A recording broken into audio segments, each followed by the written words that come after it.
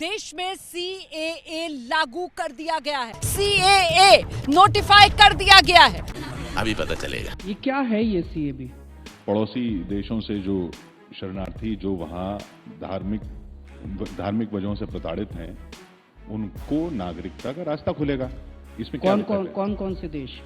पाकिस्तान है, बांग्लादेश है, अफगानिस्तान है। वहाँ से किस किस को कह रहे हैं आएंगे लोग? धार्मिक रूप से जो प्रताड़ित हैं। कौन कौन से धर्म के?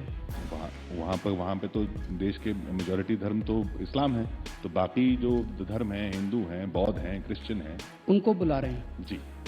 बांग्लादेश, पाकिस्तान और अफगानिस्तान में लगभग 3 करोड़ से 4 करोड़ नॉन मुस्लिम्स रहते हैं। इनमें से अगर आधे भी हमारे देश में आ गए, इनको नौकरी कौन देगा? इनको कहाँ बसाओगे? इनको घर कहाँ से दोगे? इनको दिल्ली में बसाओगे, इनको बम्बई में बसाओगे, इनको गुजरात में बसाओगे, इनको आसाम में बसाओगे, इनको त्रिपुरा में बसाओगे, कहाँ बसाओगे? आज हमारे देश में हमारे बच्चों को नौकरी नहीं मिल रही, चारों तरफ बेरोजगारी का माहौल है। हमारा पहला मकसद तो अपने बच्चों को नौकरी देना होना चाहिए। हम उनको नौकरी देने की बात कर रहे हैं, पाकिस्तानियों को और अफगानिस्तानियों को और बांग्लादेशियों को नौकरी देने की चिंता कर रहे हैं। अपने बच्चों को तो नौकरी दे लें पहले। दूसरा, मैं आपसे प्रश्न पूछना चाहता हूँ, वहाँ से जो लोग आएंगे उनके पास डॉक्यूमेंट्स नहीं होंगे, तो वो डॉक्यूमेंट्स कौन बनाएगा? उनको कैसे होगा? ठीक है, तो रास्ता खुलेगा इस बिल। और इतने सारे नहीं आएंगे जितने आप कह रहे हैं। भारत सरकार देगी उनको डॉक्यूमेंट्स, ऐसा आप बता रहे हैं। तो जो पाकिस्तान से और बांग्लादेश से आएंगे उनके लिए भारत सरकार डॉक्यूमेंट बनाएगी। और हमारे देश में NRC होगा। NRC में जिसके डॉक्यूमेंट्स नहीं होंगे उसका क्या होगा? वो NRC से बाहर होंगे, वो देश से बाहर होंगे। तो जो पाकिस्तान से आएंगे उनके डॉक्यूमेंट्स भारत सरकार बनाएगी, जो और अपने देश के लोगों के पास डॉक्यूमेंट्स नहीं होंगे उनको देश से बाहर निकालेंगे। यही है। तुम्हें शर्म है? कुछ शर्म आया है? ये कानून क्यों लाया गया, इसकी क्या जरूरत थी ऐसे टाइम में जब पूरा देश आर्थिक मंदी के दौर से गुजर रहा है, जब पूरे देश के अंदर हाहाकार मची हुई है, महंगाई की वजह से बुरा हाल है, पूरी इकोनॉमी का भट्ठा बैठा हुआ है, सारी फैक्ट्रियां बंद हो रही हैं। एक यही मुद्दा बचा था क्या? इसकी क्या जरूरत क्या थी इसकी?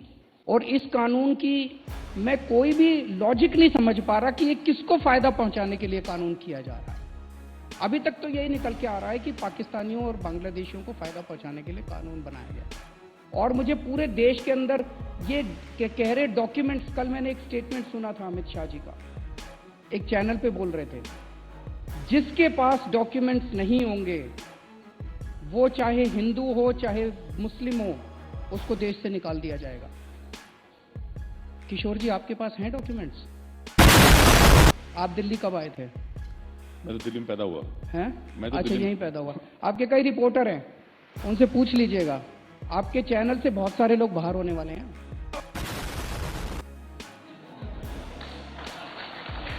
इस देश में 70% लोगों के पास डॉक्यूमेंट्स नहीं है, गरीबों के पास डॉक्यूमेंट्स नहीं है।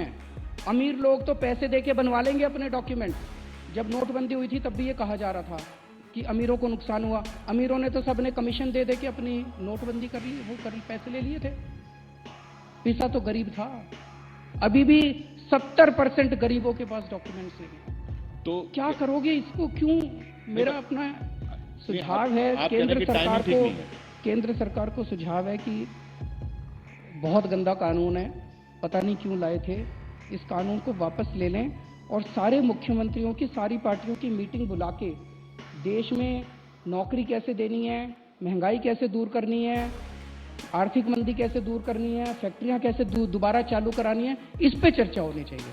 तो किशोर जी, मेरा ये कहना है कि ये कानून खतरनाक कानून है। इस कानून से देश का कोई भला नहीं होने वाला।